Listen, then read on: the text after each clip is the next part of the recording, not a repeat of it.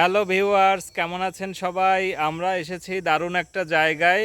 এই জায়গাটার নাম হচ্ছে বড়ই। আর আমার মামা বাড়ি এটা। হ্যাঁ, ওর মামা বাড়ি। আর আমি এই গ্রামে অনেক আগে থেকেই আসি, 2008 কিংবা 9 সালের দিক থেকে আমি এখানে যাতায়াত করি। এই দেখুন কত সুন্দর একটা নদী এইখানে। দারুণ। হ্যাঁ, নদীটার নাম বলো। নামটা কি জানো কি? নবগঙ্গা। আমরা নবগঙ্গা। এর আগে একটা ভিডিও করেছিলাম তো, এই নদী পার হওয়া। এই যে এ পাশ থেকে ওই পাশে পার হয়ে গেলে শ্রীকুণ্ডী গ্রাম। হ্যাঁ, এই ঘাট কিন্তু অনেক প্রাচীন একটা ঘাট। এই যে উপরেই আছে একটা মন্দির, দুইটা মন্দির, কালী মন্দির, এবং আর এখানে হচ্ছে দুর্গা পূজা হয়। এই গ্রামে আসলে আমি এই নদীর কাছে না এসে পারি না, একদমই প্রাকৃতিক সৌন্দর্যে ভরপুর। নদী টেনে নেয়। হ্যাঁ, আর এখান থেকে ওপার যাওয়া যায় নৌকায়। আমরা এর আগে গিয়েছি, সেটা তো বললাম।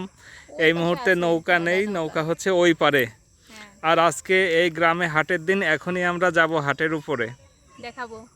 এই যে শুদ্ধ চলে এসেছে, শুদ্ধর পিছে পিছে আসছে টুসু। দৌড় দাও। টুসু একটু ভয় পাচ্ছিল, কারণ একদম উপর থেকে নিচু যে ঢালু রাস্তা, এরকম ঢালু বেয়ে ও এর আগে কখনো নামেনি। আচ্ছা, টুসুর কাছ থেকে শুনি কেমন লাগলো এভাবে নামতে? অনেক ভালো। অনেক ভালো। ভয় ভয় পেয়েছো নাকি? মনে হচ্ছে একটু ভয় ভয় পেয়েছে। শুদ্ধ, তোমার কেমন লাগে? শুদ্ধ, আমার ভালো। ওর ভালো লাগে। আর টুসুর মাও কিন্তু তেমন একটা পারে না। আমার একটু আনইজি লাগে। হ্যাঁ, বলো। আগের বার আমি নামিছিলাম, কিন্তু আমার দিদি নামাই দিছিল বলে আমি বেশি করতে পারিনি। দিদি তো কোলে করে নামাইছিল। হ্যাঁ, মা হাত দিয়ে নামাইছি। হাত দিয়ে। আস্তে আস্তে। আমরা এসেছি শুদ্ধদের বাড়িতে। শুদ্ধ হচ্ছে আমার সহপাঠী ও বন্ধু সঞ্জয়ের ছেলে। বাড়িটা কি সুন্দর না? চারপাশে ঘর আর মাঝখানে উঠোন। টিনের চাল, মাটির টালির চাল, আর চালগুলোর উপরে ঝুঁকে আছে বিভিন্ন ফলের গাছ। আম, কাঁঠাল, নারকেল, জামরুল ইত্যাদির ছায়ায় মায়াবী পরিবেশ। মাটির টালির চাল তো এখন দেখাই যায় না, এখানে আছে। এই গ্রামে পৌঁছেই আমি এক ফাঁকে চলে এসেছি নদীর পাড়ে। নদীর ধার ঘেঁষে প্রাকৃতিকভাবে বেড়ে উঠেছে বিভিন্ন ধরনের শাক। এগুলো একদমই নির্মল ও প্রাকৃতিক। আজ নদীর ঘাটে মাঝি নেই, কিন্তু মাঝির নৌকাটি আছে। এর মধ্যে আমরা বেড়াতে এলাম গ্রামেরই অন্য একটা বাড়িতে। এরা আমাদের পূর্ব পরিচিত। রাস্তায় দেখা হতেই বাড়িতে আসার নিমন্ত্রণ করলো। খুব সুন্দর করে বাড়িটাকে সাজানো হয়েছে। পুরাতন বাড়ির পাশে নতুন অবকাঠামো অনেক যত্ন সহকারে করা হয়েছে। বর্তমানে তো এমন বাড়ি করা খুবই ব্যয়বহুল ব্যাপার। এটা স্বাদ এবং সাধ্যের সমন্বয়ে খুব সুন্দর একটি বাড়ি হয়েছে।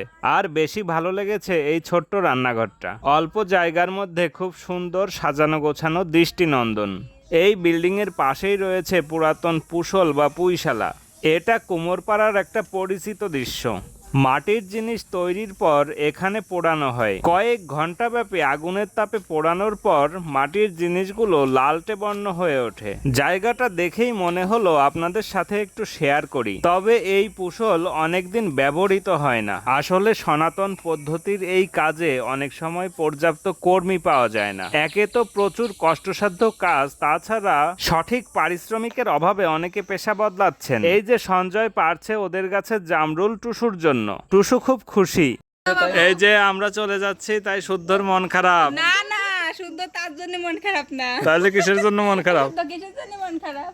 এই দেখো, জন্য মন খারাপ। সন্ধ্যা হতে বেশি বাকি নেই, তাই আমরা বিদায় নিচ্ছি। ঝড় বৃষ্টি আসার আগেই আমরা বাড়ি পৌঁছতে চাই। ভিডিওর শুরুর দিকে বলেছিলাম যে বড়ইয়ের হাট দেখাবো, তাই ঢুকে পড়লাম বড়ইয়ের হাটে। কিন্তু আসলে আমার জানা ছিল না যে এই হাটের সময়সূচি একটু আলাদা ধরনের। এখানে হাটের বেচা কেনা শুরু হয় দুপুর 1:30-2 থেকে। বিকেল হওয়ার আগেই লোকজনের ভিড় প্রায় শেষ। আমি যখন হাটের মধ্যে ঢুকেছি তখন অধিকাংশ হাটুরে বেচা কেনা শেষে বাড়ি ফিরে গেছেন। একজন বিক্রেতা আমাকে বললেন, ভাই এরপরে একদিন সোম অথবা শুক্রবারে আসবেন বিকেল 3টার আগে। একদিন নির্ধারিত সময়ের আগেই যাব এই হাটটা দেখতে। গ্রামের হাট মানেই আলাদা সৌন্দর্য। ফেরার জন্য আমরা গাড়ির অপেক্ষায় দাঁড়িয়েছিলাম রাস্তায়। কিছুক্ষণের মধ্যেই পেয়ে গেলাম গাড়ি। পথের ধারের এই সবুজ দৃশ্য মন প্রাণ জুড়িয়ে দিল। আমরা বাড়ি ফেরার পথে শুধু এই দৃশ্যগুলো দেখছিলাম। আমি কানে ফুল দিয়েছিলাম, গোলাপি ফুল। আমাদের সাথে থাকার জন্য অনেক ধন্যবাদ। লাইক, কমেন্ট, সাবস্ক্রাইব করবেন প্লিজ।